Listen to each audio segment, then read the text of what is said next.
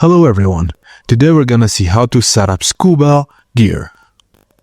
Firstly, stand the tank upright and slide the BCD strap over the tank and align the top of the BCD with the tank valve.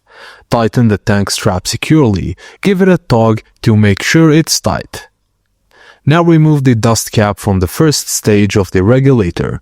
Line up the first stage with the tank valve and attach it. Connect the low-pressure inflator hose to the BCD's inflator port and make sure all hoses are not twisted or pinched.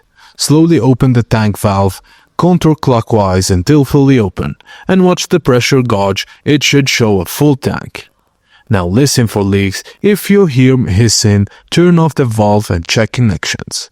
Now press the purge button on the primary regulator and you should hear airflow.